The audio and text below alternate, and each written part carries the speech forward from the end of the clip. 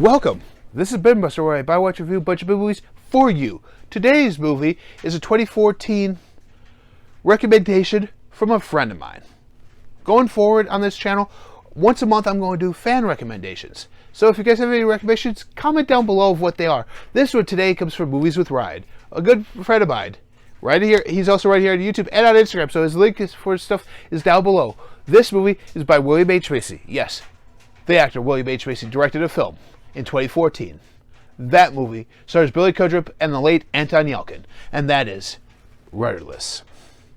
The way back begins with a single chord. A grieving father in a downward spiral stumbles across a box of his recently deceased son's demo tapes and lyrics. Shocked by the discovery of this unknown talent, he forms the band in hopes of finding some catharsis. And as always, I'm going to give you my thoughts, my ratings, my overall reactions to this movie. Without further ado, here we go. And Ryan, thank you for the recommendation.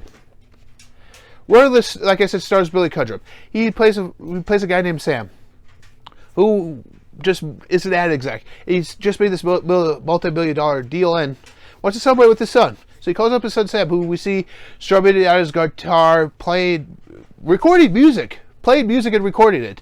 And he goes, "Hey, Sam, meet me here. Skip class, meet me at the diner, we're going to celebrate." Sam's like, he thinks about it, and he walks into the building. Next thing we see, in the diner, the news is doing, there was a school shooting at the college where his son attends. And next thing we know, we see he's trying to call Josh. He doesn't get an answer. And all of a sudden, we're at a funeral. We're at the house. The house, people are grieving. Sam's there with his wife. And this girl, Kate, shows up, who is Josh's girlfriend. And her and Sam talk a little bit and say that Sam's wife comes in. She hugs Kate and says, "It's going to be all right. We're going to get through this." And right here, Sam's showing no emotion at all. No emotion. I don't know how much longer the next scene happens, but we find out Sam just got divorced from his wife. He is living a bachelor life in an apartment, no longer has the house he lived in with his wife and his son. It was probably way too hard for them to keep that house. I understand that. I understand why they sold it, but them getting divorced is never explained why. Did it have something to do with the son's death? Possibly. I don't know. It's never explained in this movie. He's divorced. He's living the bachelor life, eating microwave meals. I remember those days. Takeout food, microwave meals. Yeah. He's also drinking to try and repress everything he does. So he goes to work. And he stumbles across, starts making out with the secretary, and starts acting like a fool because he's drunk.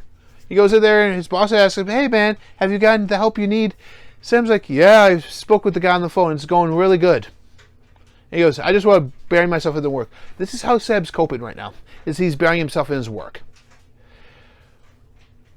But fast forward 2 years.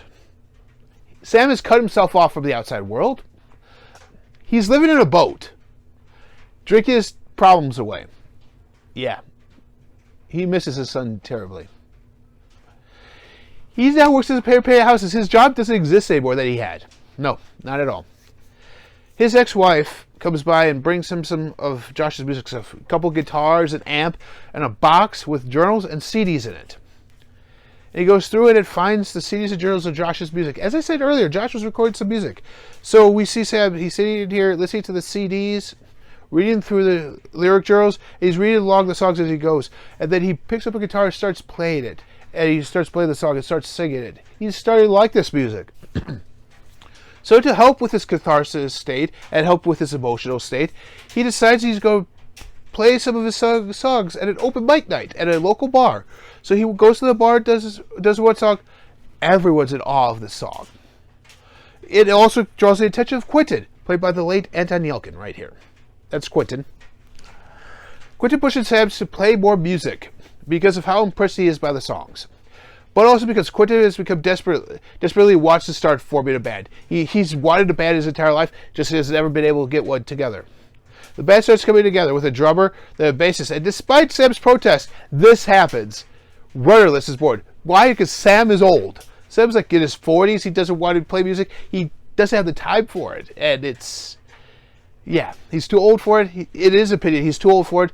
And he just doesn't want to do it. But Rudderless, Thus, the name of the movie is born.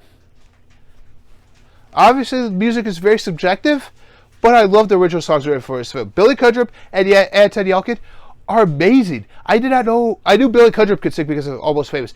I did not know.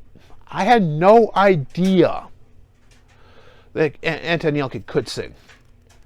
This is very impressive. Kind of like Bradley Cooper in A Star Is Born. I did not know he could sing either. So this is kind of impressive here. The songs are a way of Sam's coping, like I said, with the loss of his son. He feels that he's closer with him again. And thus, that's why he starts building a relationship with Quentin here. Because he feels like he has his son Josh back. So they're going through, they're playing the music at the same open mic at a bar. Now they're on Saturdays. They're the permanent fixture on Saturdays, and now they do sets, which is awesome. It's drawing people into the bar. The bar is booming. Their music careers shooting up through the roof. Then after they're done, Sam's like, yeah, I'll meet you there. He rides a bike everywhere, which is awesome. But he was going to go to a party, and Kate, Josh's girlfriend that we met earlier, shows up and confronts him about the songs. She seems to have changed in her entire demeanor and goes by her middle name of Ann now. This brings up the twist of the movie, which I'm not going to spoil for you guys. But it was a big shocker. I'm not going to spoil it for everyone. But it explains her change of demeanor and her name change. This sends Sam to the party, and he can't take this party, so he leaves. And he goes back to his boat, where he climbs a fence. His guitar breaks. He falls down off the fence. His guitar breaks, and he's freaked. He starts freaking out. This whole thing just changed his mindset and everything. Until he's on this downward spiral again. The band comes to him and says, dude, we have a big break coming. We need you. We need you. We need you. We need you. We need you. It's a block party. So they're getting ready for this. And then Ann shows up again. And it tells the rest of the band the truth about these songs. And the band decides they don't want to play these songs that this guy did not write. There's another reason there, but like I said, I'm not going to spoil that reason. But they decided not to do it. They want to play Quentin songs. But Quentin goes, I can't have this. He punches Sam in the eye. Sam has a black eye. And they go but they break up. Sam finally shows the emotions he's been drinking to hide. When he goes to the school and sees the memorial there of all the kids that died in the shooting. And he just breaks out. He cries. He gets out as he starts crying. Saying, my son, which means that he has finally written the song of his own. Yeah. That's him crying brings up another song that we close the movie with. But I'm almost there, but not quite yet. Sam gives the CDs Josh made to his ex-wife, who's now married with a small child of her own, thinking that this kid needs to know his older brother, Josh. So he goes, you need to listen to these. This is Josh, and this is your time to get over him. And so he can learn about his brother, too. Sam, at the end, writes a song called My Boy, and plays it again at the bar. The song he wrote for Josh. Quentin finds a new band, and the band find a new member to replace Sam. And the movie ends with Sam getting up from the mic, and it's staying on the mic until the credits roll. I gotta say, Ryan, thanks for recommending Rudderless. I absolutely thoroughly enjoyed it. At first, it kind of had that independent film feel where it just seemed like, is this going to be any good? The slow build up with him at work, and I'm just going, but then it got better as it progressed, which was great. I enjoy those type of movies. Ryan, thanks for recommending this. This movie is about how people cope with loss in their lives. Some people go into drinking, some people find music, some people find completely different avenues to deal with grief and loss. From a bad home life, the expected loss of a child, people learn to grieve in different ways. Sam learned to grieve by playing his son's music and learned that you can't find your end of grief in the bottom of a bottle either. The music is great. The runtime being under 2 hours. It's 1 hour and 45 minutes. It's perfect. Any longer, I think it would have drawn it out a little bit more. I would have liked to have heard the songs a little bit more, but you get a montage of some of the songs at the end during the credits. So I suggest you watch those. If you can find the Rudderless soundtrack anywhere, even on digital, find it, listen to it. It's an awesome soundtrack.